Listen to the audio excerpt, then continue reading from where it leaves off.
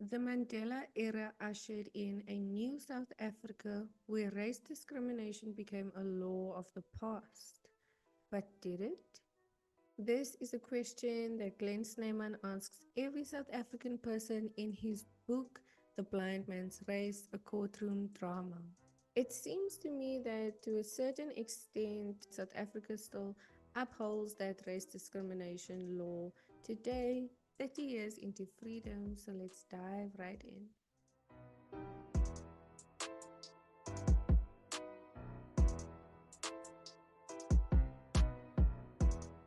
Welcome back to the Westside with A Proud Bushie, exploring Indigenous news and narratives. If this is your first time here, hi, my name is Robyn. I'm originally from Cape Town and I created A Proud Bushie. I'm so excited to dive deep into this controversial topic this Human Rights Month. We're going to kick things off with a little history lesson on Indigenous people in South Africa, unraveling the roots of classified colored people, and the ongoing efforts to be recognized as Indigenous in South Africa. We're going to talk a bit about people against race classification, the South African Human Rights Commission, and then I'll be sharing my stance on race classification, my favorite topic, clearly. But first, a little disclaimer. With due respect and without prejudice, the opinions expressed in my videos are my own. I do not claim to speak for every Indigenous African person or every South African person. Before we dive into the rest of this video, I invite you to subscribe, click the notification bell, and join our growing community here on YouTube. And if you haven't already, come on over to Instagram and join us on there too. I appreciate every single follower and subscriber, so join the journey. In South Africa, March is celebrated as Human Rights Month, the month where we promote the respect for basic human rights for all and restore and uphold human dignity in line with the Bill of Rights. This period also honors those who fought for liberation and celebrates the many rights guaranteed under the Constitution, which are the basis for building a united and inclusive, non-racial, non-sexist, and prosperous society. According to this webpage from the Department of Sports, Arts and Culture, the theme for 2024 is 3 decades of respect and promotion of human rights. They are calling on all South Africans to use Human Rights Month to foster greater social cohesion, nation building, and a shared national identity. They say it is our duty as a nation to strive for inclusive socio-economic development while ensuring that we combat racism, racial discrimination, xenophobia, and all related intolerances, as well as gender-based violence and femicide, which are undermining our human rights culture. This Human Rights Month, I am honored to present this piece I wrote titled Colored in Africa. You can find the full article on Instagram at A Proud Bushie. I'll link it in the description. And this is definitely one of my most impactful pieces of content so far. And before we get into it, I just want to say that I understand that the color term has been used to classify people of color in multiple places of the world throughout history, but that doesn't mean that the stories and experiences and definitions of colored people in other places of the world is exactly the same and automatically applies to colored people in South Africa. In this video, I'm referring to specifically colored people in South Africa. And I understand that the color classification was not like invented for the first time ever in South Africa. However, colonizers do use the colored classification to refer to indigenous Southern African people. And according to them, colored people are defined as non-human, They do not contain dignity, integrity, or humanity, is not made by God, does not have a soul, and is less than nothing, which is. Upon taking power after the 1948 elections, the Afrikaner ethnic nationalist political party started implementing the program of apartheid, the legal system of political, economic, and social separation of the South African population. And the Population Registration Act from 1950 is described as the cornerstone of apartheid and was enacted to compile a register of the South African population and to issue identity cards to people whose names are included in the register and for matters incidental thereto. And through this system of race and population groups, they were able to legally and successfully erase the identity of Indigenous people and avoid recognition of Indigenous people in South Africa. Carved into this non-white only bench are quotations from that act. The first panel on the seat says, edited from the Population Registration Act number 30 of 1950. The middle panel says a white person is in appearance white and not colored. And the final panel on the bench says a colored is a person who is not a white or a Bantu. And by Bantu, they mean an African person that originated from West Central Africa, who today are racially classified as black in South Africa. The race law clearly states that colored people are not white and not black. Like, this isn't just my opinion or classified colored people's opinion, it is a fact and it was made law. And that law was scrapped by the apartheid government themselves in 1991. And this is more than just some law that existed in the past. It's literally generations and generations of indoctrination and teaching the South African population to believe in and exist in these race population groups. And the reason why they specifically said that a colored is not white and not black is to deliberately create a divide between Southern Africans and Central Africans and West Africans. These race groups were created to divide African people and discriminate against the South African population. And even after 3 decades of respect for and promotion of human rights, the impact of the Population Registration Act is still so clear today. So from the viewpoint of colonizers, South Africa's original people do not fit into the black and white race groups, and that's when they created Cape Colored and assigned that population group to us. Many people of countless ethnicities in South Africa at the time did not fit into the white, black, and Indian race groups during the implementation of the Population Registration Act. And this is because race refers to physical characteristics like skin color, hair texture, and facial features, while ethnicity refers to cultural factors such as language, customs, beliefs, and nationality. So if we look at this poster from PARC where they compare ethnic identity with race identity, they put together this timeline of groups comprising the South African population according to historical time frames. And if we look at during the apartheid era with the implementation of this Population Registration Act, we can see that they listed 9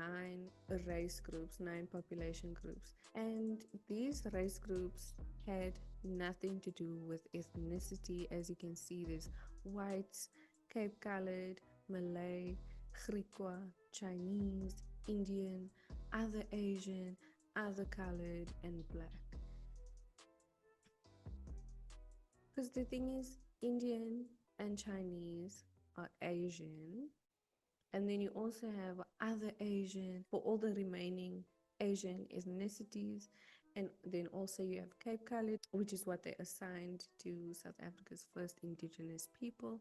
But then you also have other colored. What even is that? Like, and then you get to the new democratic era where we went from 9 race groups and trimmed it down to a good 5. Now, the first 4 are the most popular ones. It's Black, African, and Chinese, because Chinese people fall under Black. And then you get colored, then you get Indian, white, and other. Now, clearly, again, some population groups have been mixed and matched and merged and just further assimilated. And this is what I'm referring to when I say that we all were merged into a single entity, because multiple ethnic groups, indigenous and non-indigenous, African and non-African, are now classified as one race, all classified as one race, the colored race. And then we are deceitfully defined as mixed race. But who mixed the races though? Who mixed and merged the races? Like, this was never like a choice. This was just assigned and after generations accepted. Colored, formerly Cape Colored, was originally defined as not white and not black, but over the course of time, the definition has been altered. South Africa now claims that all classified colored people are both white and black, sometimes Asian, and always mixed race. And of course, there have been efforts to address and find solutions to this race disaster, and people and organizations have contacted the South African Human Rights Commission, and there have been hearings and reports. So, the South African Human Rights Commission is an independent national human rights institution whose mission is to support constitutional democracy through promoting, protecting, and monitoring the attainment of everyone's human rights in South Africa without fear, favor, or prejudice. Which I thought sounds amazing until I discovered the accusations towards the South African Human Rights Commission of racial double standards. I think every South African person is familiar with an incident that made headlines where a certain politician called for the extermination of a certain minority ethnic group in South Africa. This involved a classified black politician and the classified white Afrikaner community. And then again, the matter was reported to the South African Human Rights Commission, and they ultimately said that this politician's comments were not hate speech. I mean, the word kill was used, and I don't think I can even say what was said on this platform, because I don't want to be violating any of YouTube's community guidelines. And then, according to this article, commissioners from the South African Human Rights Commission admitted that the commission is biased in favor of classified black people. A doctor of the South African Human Rights Commission justified their ruling by stating that the council applies different thresholds of what constitutes hate speech, depending on the race of the alleged perpetrator, due to the nation's history. A commissioner responsible for race and equity issues stated that the South African Human Rights Commission is purposefully lenient to classified black offenders in incidents concerning racial utterances made to white victims because of the historical context. And I mean, this is interesting because in most, if not all, conversations about South Africa, the trauma, the history, I feel like we only ever see those two sides of the story. Like, historically, indigenous people are not considered black or white.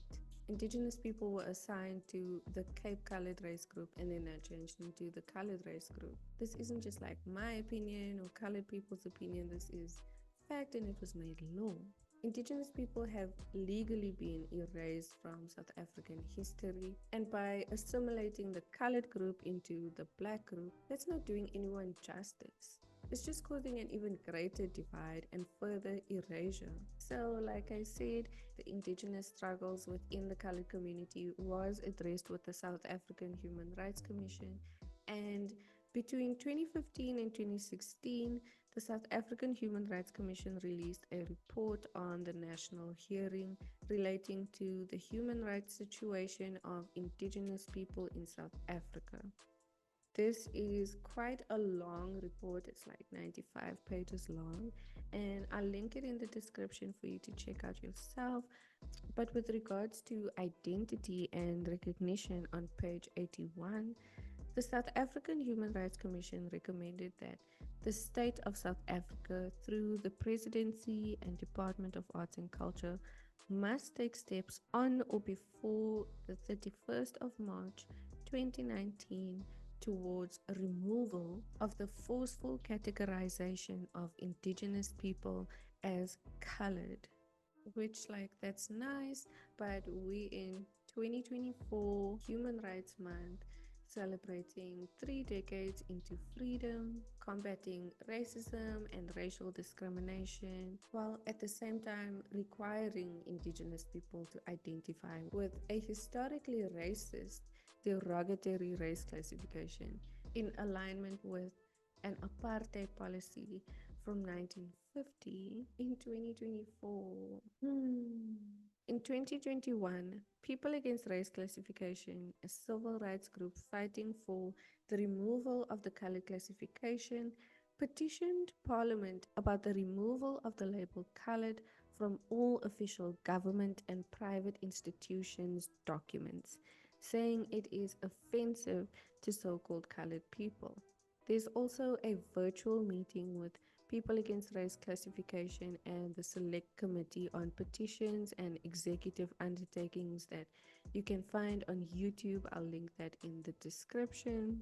The committee considered PARC's petition and released a report, and according to this report, the Minister of Employment and Labor submitted that all South African citizens are African by virtue of being born and bred in the African continent, acknowledging that the colored race group are Black, and as a result, they are part of the Black people as prescribed by the Employment Equity Act. This report also gave the South African Human Rights Commission 6 months to research the issues raised and report back. However, in this Cape Times article from May 2023, People Against Race Classification founder Glenn Snyman said, "It's been well over 6 months and there's still been no word from the South African Human Rights Commission." PARC criticized the South African Human Rights Commission for missing Parliament's deadline to come up with a stance on race classification, saying, "My question is, what do we do when a Section 9 institution like the South African Human Rights Commission starts to ignore instructions from Parliament? It's like they don't care about me or us, if they call you a colored or what." The South African Human Rights Commission has lost its moral understanding to discern between what is right and what is wrong. And I completely understand where PARC is coming from. I don't think it's possible to promote freedom and equality for all without fear, favor, or prejudice, while at the same time admitting to favoring this group over that group and admitting to being biased. I think it's normal for human beings to be biased. I think we all are biased to a certain extent. I think that's normal human behavior, but the mission is not missioning. Like, everyone needs a good mission to strive towards. So I just feel like if we're going to choose a mission, we should stick to the mission. Now, a few days after that article was published, we got a follow-up article where the South African Human Rights Commission blames money problems for the race classification disaster, saying that the lack of funds to conduct research is the reason why they have not come up with a stance on race classification, and the nature of this query would require a lot of time and resources. Okay, let's get into my stance on race classification. I mean, it's clear to me that keeping Indigenous people stuck in this box, keeping us uninformed and distracted with yuck and chaos, It's always been beneficial to the powers that be. If you know me and my content, you know that I am against the policy of race classification. I am fully on board with people against race classification and fully support the abolishment of the use of all race classifications. And I do understand that things are not gonna just change overnight. And I understand why some of us would choose to hold on to race classifications because that is how our communities have been defined for generations. So I feel like in a social setting or whatever, if we wanted to identify with colors and race groups, then I mean, that's our choice. But when it comes to seeking admission to an educational institution or applying for jobs or anything to do with a government institution or a private institution, I feel like we all should be able to identify as a South African citizen and do away with the race groups that are inherently racist and discriminatory. I'm all for ethnic identity and national identity over racial identity. I feel like we need to bring back ethnic identity because ethnic identities were literally stripped from all South African citizens during the implementation of that Population Registration Act. And now we need to reverse generations of erasure and indoctrination. It's going to be a long and uncomfortable journey, but what can we do? Actually, there's one thing that we all can do, and that is rally behind people against race classification. The founder, Glenn Snyman, is our present day freedom fighter and has been working hard to remove race classifications. So, if we really do want a non racial society, and if we really do want to combat racism and racial discrimination, all we need to do is get behind people against race classification, inform your friends, your family, and call for change. It's literally 2024 and it's a voting year. That's where I stand, and now I want to hear from you. What are your thoughts and opinions on all of this? Share it in the comments below, and let me know what you think I should deep dive into next. Remember, you can find every single reference, article, and video I mentioned in this video linked in the description so you can go through it and form your own opinions on this situation. If you made it all the way to the end of this video, shout out to you. What phase of the moon are you feeling the most like right now? Comment and let me know so that I know who the real ones are. You can find me on Instagram at A Proud Bushie. There is so much more content on the way to the Westside with A Proud Bushie. So make sure you are subscribed, click the notification bell, and like this video so you can get notified as soon as I post my next video. Until next time, stay rooted.